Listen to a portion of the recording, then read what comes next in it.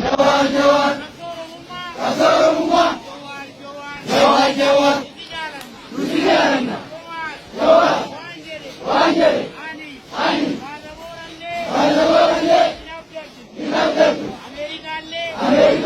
Dunga miskina bay jawar jawar hati miskina bo ya difte jawar jawar abo gurbana agama sinja agar pungni sa hadiris wala katin gamma jiste gamma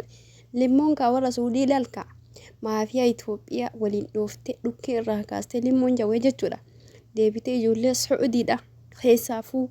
ummata keenya afa oromoo dubbataati waa meeqa dalagassan marfee sanidhaan ka hoolaa sii fide jedhee kadhataa turellee ka sangaasii fide sangaasiin fide kadhataa dhaqellee kan micciiree sitti dhufe yookiin dhangaa godhee sitti dhufe takka ammoo aanan qabadhee dhufe waa meeqa jedha hunda limmoo isaa jechuudha limmoon jawweedha jechuudha qorcha keessa dhiiga keessaa buutee dhiiga isaanii qorattee jechuudha gadhiiste kaa hidha guurte ammallee hidha guuramaa jirani yoo xiqqaate nama 200 jala kaa jira jedhani warri maafiyaa fi fakkaatotaa fi deeggartoon isaanii haga amma ka hidhaa jiran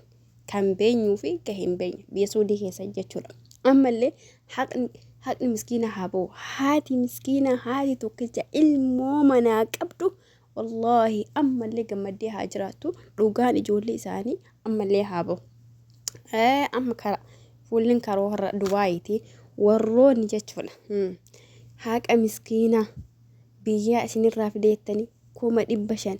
400 300 buustanii miskiina gudii godhaadhattanii amma gudiin keessa dhufe jawween torbee tokko qofa isinii kenni torbee tokko keessatti inni qarshii takka qabullee namarraa jechuu inni qarshii takka sirraa qabanillee namni sirraa qabu inni qarshii 1000 sirraa qabullee 100 qabullee 500 qabullee torbee kana keessatti yoo hin galchin wasaaxilu dammoo akka Suudiitii miti to'achuudhaaf ijoollee Dubaay nama dhibu maaliif seeraan jiraatanii biyya san keessa seeraan jiraatanii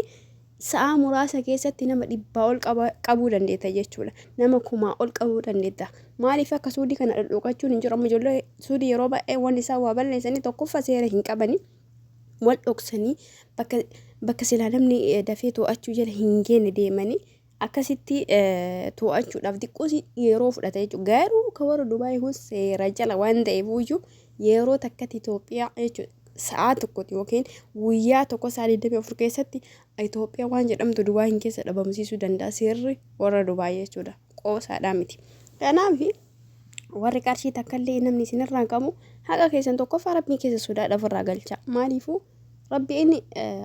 haqa sana madhiisa garuu haqa namaa ammoo gabbaasii dhiisuuf hin dhiifamuu jedhan kana olumaayiti jedhan baradhee bakka sana hin kenne walaakin garuu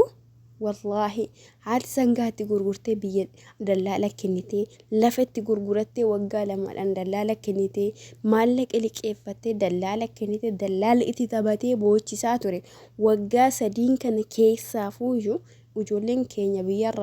biyyarraa jechuudha Dubaay hin deeman sangaa tokko qaban gurguratanii lafa tokko qaban gurguratanii maallaqa itti liqeeffatanii waa meeqa ta'anii jechuudha biyya Suudii sanii biyya Dubaay isa oofan jechuudha garuu dallaalonni takka waraqaa mootummaa siif hin baane maallaqa kana galchi jedhanii fi maallaqa akkas godhi jedhanii itti taphataa waan jechuudha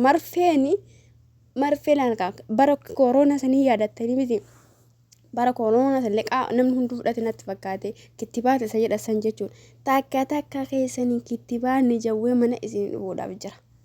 osoo warra jaarsa namaa hatullee akkas godhee amma jawaan wallahi marsaatti anu warra jaarsa namaa jala deemu warra jaarsa namaa janajjanu warra jaartii namaa janajjanutti dunuu xiyyeeffate nu fayyada dhugaa rabbi nu fayyada silaa warra jaarsa namaa hatu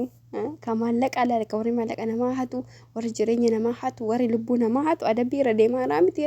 amma marsa sadaffaa inshallah jawween warra jaartii namaa hatu warra akkasuma jaarsa namaa hatu warra jaartii namaa janu isinillee dabaree isin ga'u jirti feengadha warri miseejjara keessa halkanii guyyaa bultan jechuudha warri jireenya keessa miseejjari ta'e dabareen keessanii dhufaan jira.